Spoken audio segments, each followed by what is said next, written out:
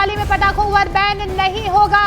तो supreme court की तरफ से बड़ा आदेश आया है। ग्रीन पटाखों को लेकर इस बार जो है कोई बैन नहीं होगा। तो दीपावली पर इस बार जो है दिल्ली में हम पटाखे फोड़ पाएंगे। सुप्रीम कोर्ट की तरफ से ये आदेश आ चुका है। ग्रीन पटाखों पर बैन नहीं होगा। सुप्रीम कोर्ट की तरफ से ये बड़ा आदेश, इस बार दीपावली पर पटाखों पर बैन नहीं होगा। तो क्रैकर्स को लेकर जिस तरीके से शंकर आनंद ज्यादा जानकारी के साथ हमारे साथ जुड़े। शंकर, क्या जानकारी मिल पा रही है? सुप्रीम कोर्ट की तरफ से क्या कुछ कहा गया? देखिए, आज निश्चित तौर पे दिल्ली एनसीआर में रहने वाले लोगों के लिए एक बड़ी खबर कही जा सकती है। दिल्ली एनसीआर में दीपावली पर्व पर ग्रीन पटाखों की बिक्री और उसके उपयोग की अनुमति सुप्रीम कोर्ट के द्वारा दिया गया है।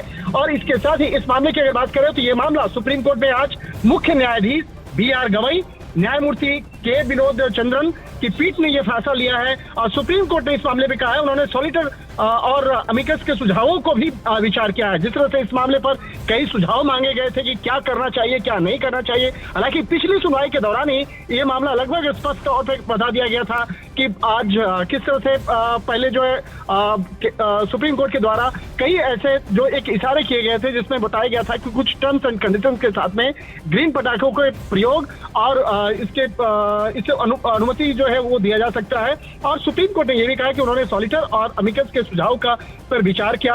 अदालत ने कहा कि उद्योग से जुड़े हुए पक्षों की चिंताएं भी सामने आई हैं और पारंपरिक जो पटाखे हैं उसके जो स्मगलिंग है, उसके तस्करी है, जिस तरह से गलत तरीके से बेचने का मामला सामने आया, तो उसको भी ध्यान में रखते हुए ये फैसला लिया गया है। और अदालत ने कहा कि ऐसे मामलों पर संतुलित दृष्टिकोण अपनाने की जरूरत है।